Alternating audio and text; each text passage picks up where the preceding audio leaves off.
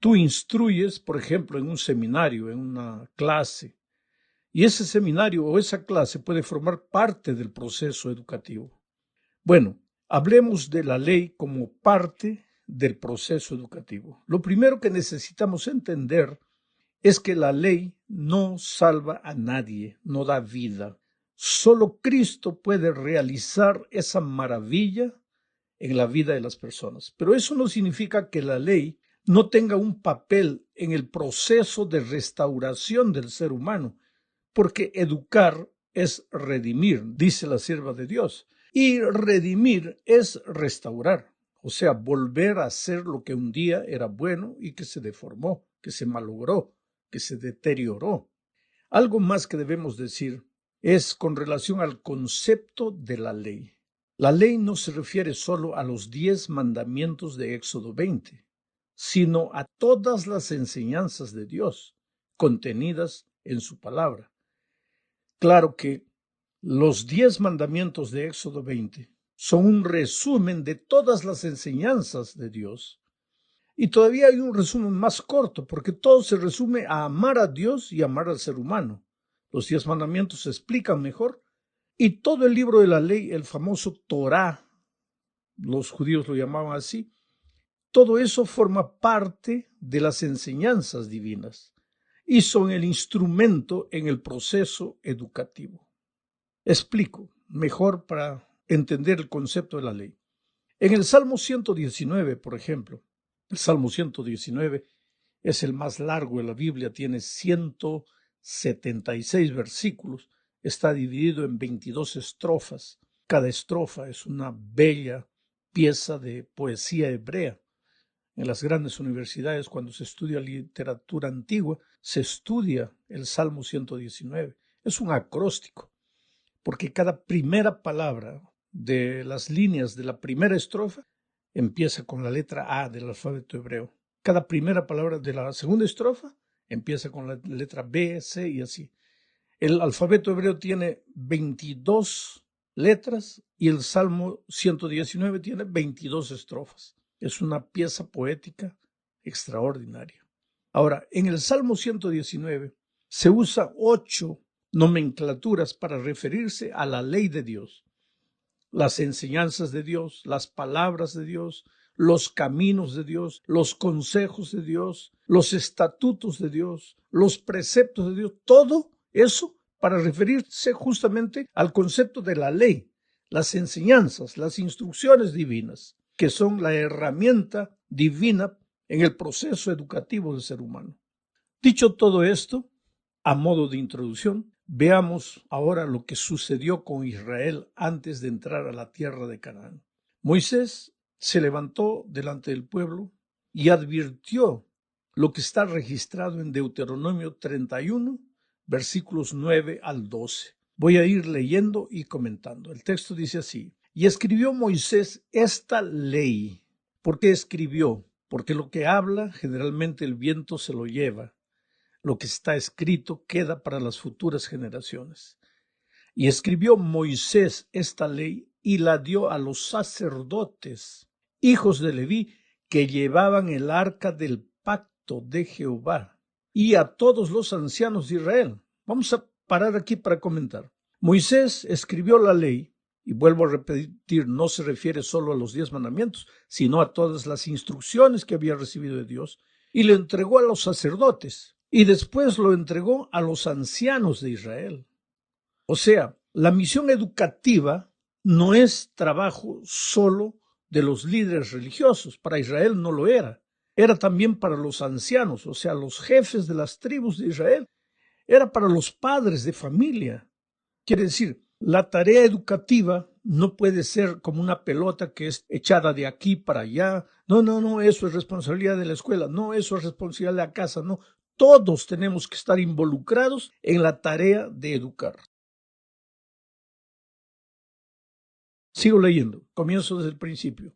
Y escribió Moisés esta ley y la dio a los sacerdotes, hijos de Leví, que llevaban el arca del pacto de Jehová, y a todos los ancianos de Israel. Y les mandó Moisés diciendo: al fin de cada 7 años, eso es para Israel. Lo que está queriendo decir el mensaje para nosotros es de tiempo en tiempo. Bueno, para Israel era al fin de cada 7 años, en el año de la remisión, en la fiesta de los tabernáculos, cuando viniere todo Israel a presentarse delante de Jehová tu Dios, en el lugar que él escogiere, leerás esta ley delante de todos a oído de ellos. Primero fue escribir, ahora es de tiempo en tiempo leerás esta ley delante de todo Israel, a oídos de ellos. Dice, harás congregar al pueblo, varones, mujeres, niños, tus extranjeros, los extranjeros que estuvieren en tus ciudades. Todo eso. La educación no se limita a un grupo de personas. Todos necesitamos ser educados, vuelvo a repetir, porque la educación es un proceso que tiene comienzo pero no tiene fin. O en esta tierra el fin es la muerte. Y en el cielo continuaremos siendo educados, ya lo vimos eso en lecciones pasadas. Pero varones, mujeres, niños, extranjeros, ancianos, todos estamos participando en el proceso educativo. Aprendemos y enseñamos al mismo tiempo. Dice, harás congregar al pueblo, varones y mujeres y niños, y tus extranjeros que estuvieren en tus ciudades, para que oigan, aprendan y teman a Jehová vuestro Dios, y cuiden de cumplir todas las palabras de esta ley. Mira el proceso educativo. Primero Moisés escribe, después el pueblo oye, y a medida que el pueblo oye de tiempo en tiempo, escucha, vuelve a escuchar, vuelve a oír, ¿qué sucede? ¿Aprenden a qué? A temer a Jehová vuestro Dios y cuiden, dice, de cumplir todas las palabras de esta ley. Mira todo lo que envuelve la educación. Moisés escribe, el pueblo oye, de tiempo en tiempo sigue oyendo, finalmente van aprendiendo ¿qué? A temer a Dios. ¿Y para qué? Para cumplir. Todo es un proceso. El temor de Dios no es miedo, sino que es el fruto del amor a Dios. Por eso Moisés dice, para que oigan, aprendan y teman a Dios. Y en Deuteronomio 6:5, Moisés declara, amarás a Jehová tu Dios de todo tu corazón y de toda tu alma y con todas tus fuerzas. O sea, la verdadera educación enseña a amar a Dios. ¿Para qué? Para andar en los caminos de Dios, para obedecer las instrucciones de Dios. Pero eso con todo el ser, con el corazón, con el alma, con las fuerzas. Por eso la educación cristiana es el desarrollo armonioso de las facultades físicas, mentales y espirituales del ser humano. Atiende al ser humano en su unidad completa.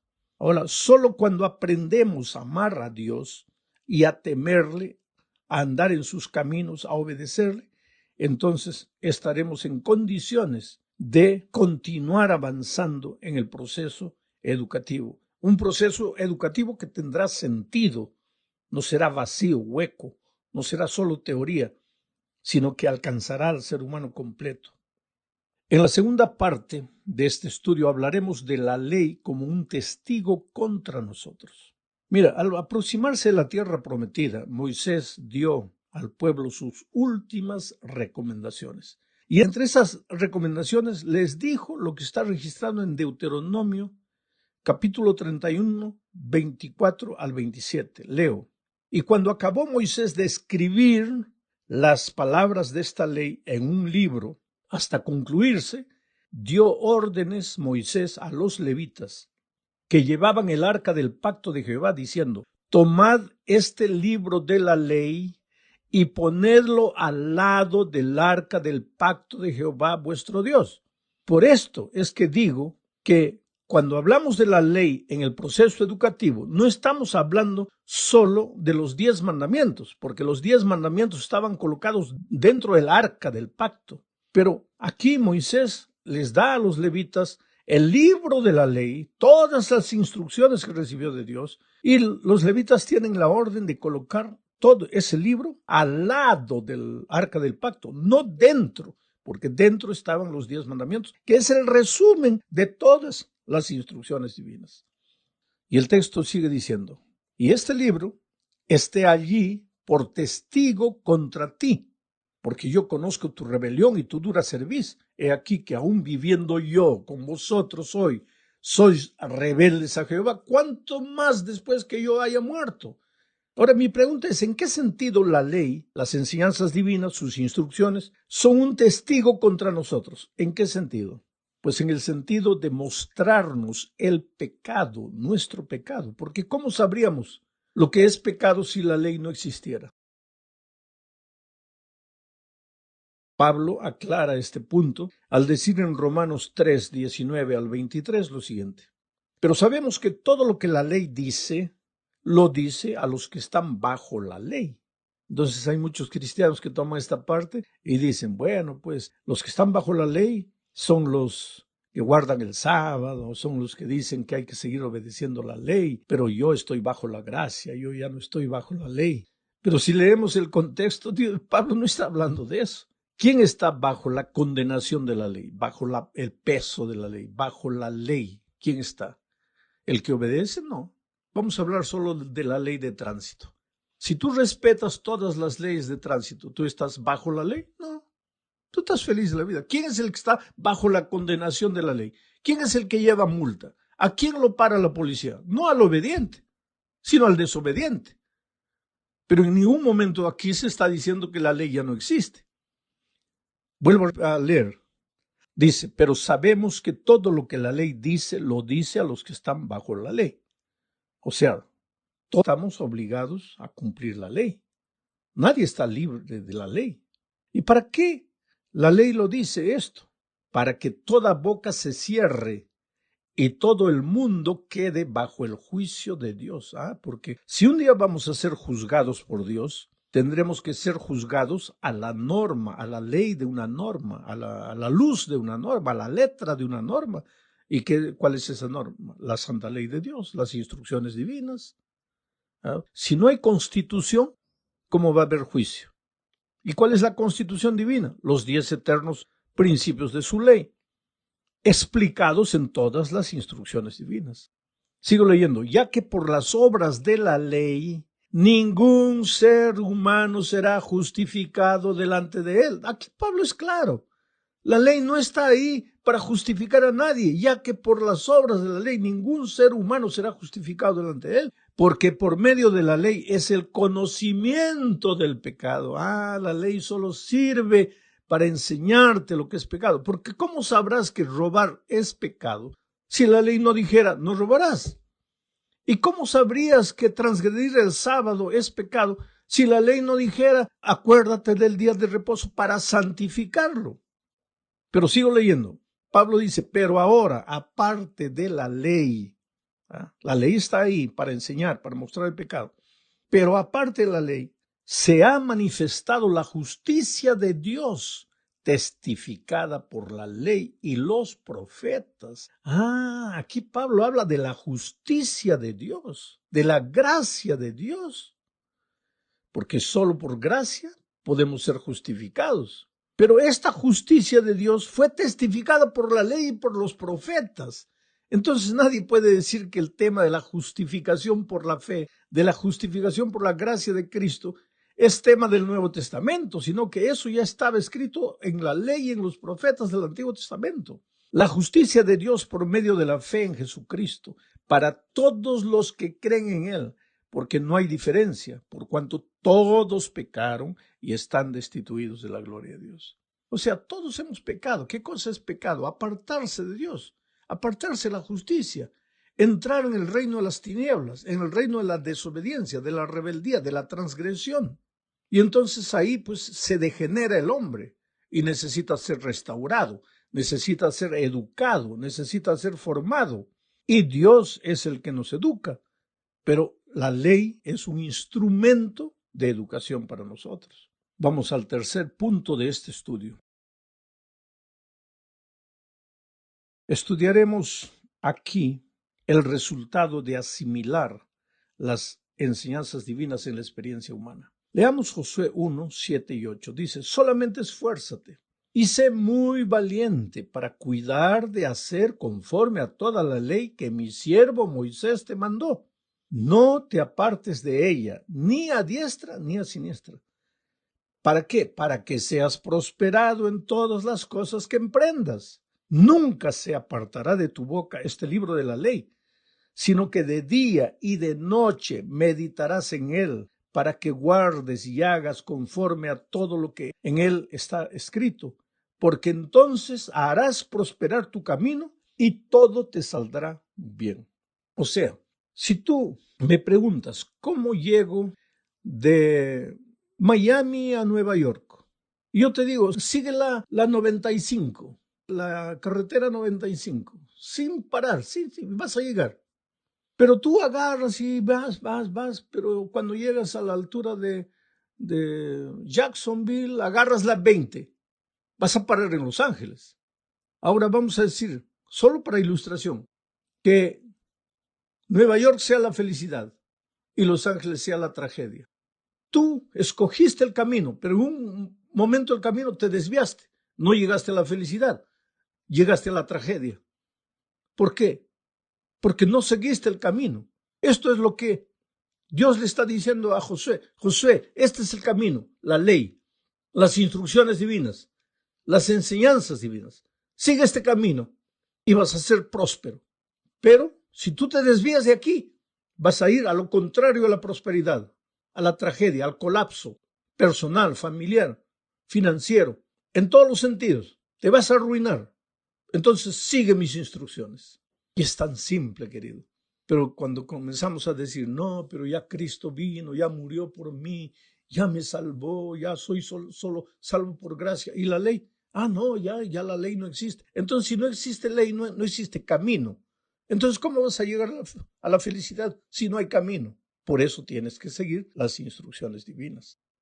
Entremos a la cuarta parte. Hablemos ahora del afán y las luchas de los que guardan la ley, de los que andan en el camino. Dijo, oh querido, mientras andemos en el desierto de esta vida, aun si somos fieles a las instrucciones divinas, sufriremos el dolor propio de esta vida. ¿Por qué? Porque vivimos en un mundo maldito por el pecado. Infelizmente el pecado entró. Entonces sembró cardos y espinas. Hay tragedia, hay muerte, hay COVID. Hay toda la desgracia que estamos viendo. Y hay un principio bíblico. Cuando el sol sale, sale para justos e injustos. Y cuando cae la lluvia, cae para justos e injustos. Y cuando el dolor llega, llega para justos y para injustos. Por lo tanto, aunque tú andes en los caminos de Dios, y aunque la promesa de Dios es que el resultado será prosperidad, muchas veces mientras andes en este mundo, mientras camines en este desierto, miserable de pecado y de dolor, vas a ser tocado por el dolor, por la tragedia, pero no te vas a desesperar, porque tú sabes que aunque andes por el valle de la sombra y de la muerte, el Señor te está llevando a los pastos verdes y a las aguas tranquilas. En la epístola a los Hebreos, en el capítulo 11, versículos 13 al 16, encontramos la descripción de la vida de hombres de fe a lo largo de la historia. Leo el texto, dice, conforme a la fe, murieron todos estos. ¿Quiénes todos estos? Esos héroes bíblicos del pasado. Conforme a la fe murieron todos ellos, sin haber recibido lo prometido, sino mirándolo de lejos y creyéndolo y saludándolo y confesando que eran extranjeros y peregrinos sobre la tierra, porque lo que estos dicen claramente dan a entender que buscan una patria. Pues si hubiesen estado pensando en aquella de donde salieron, ciertamente tenían tiempo de volver, pero anhelaban una mejor, esto es, celestial, por lo cual Dios no se avergüenza de llamarse Dios de ellos, porque les ha preparado una ciudad. Oh querido, aunque tengas que sufrir y llorar en este mundo, hay una ciudad especial, de donde nunca deberíamos haber salido, pero a la que estamos retornando. ¿Y cuál es el camino para llegar? Pues las instrucciones divinas, la ley de Dios. Es por eso que en el proceso educativo, no solo en la iglesia, no solo en la escuela, no solo en el hogar, sino en todo instante, en el proceso educativo, el centro, la columna vertebral, deben ser las instrucciones divinas. Vuelvo a repetir algo que ya dije en una lección anterior. Nuestras escuelas no existen solo para enseñar matemáticas, español, inglés, portugués, geografía e historia. Debemos tener las mejores escuelas en eso, pero ese no es el objetivo, porque El objetivo de las escuelas cristianas es preparar al ser humano no solo para esta vida, no solo para ser un buen profesional, sino para la vida eterna. Y ahí entra el proceso educativo en las instrucciones divinas. Entonces, cuando el profesor de una escuela cristiana, adventista, enseña, además de enseñar la materia que enseña, tiene que relacionar lo que está enseñando con las instrucciones divinas, con el plan divino. Pero el mundo que no conoce a Dios no está preocupado en eso. Por eso hay muchas escuelas donde hasta está prohibido hablar de religión. Ahora, una cosa es hacer proselitismo, lo que no debemos hacer, pero otra cosa es instruir al niño en valores y principios eternos. La moral no es lo que el hombre piensa. La moral solo puede venir para ser una moral sólida de un Dios absoluto, eterno. Por eso tenemos en cuenta los principios divinos. Ahora, lo maravilloso es que cuando tú estudias la Biblia, en la Biblia hay instrucciones sobre todas las materias de la vida. Tú puedes encontrar información para todo lo que tú enseñas, pero tienes que seguir los pasos de Jesús. Y ahora llegamos a la última parte. Hay que andar como Jesús anduvo. ¿Qué cosa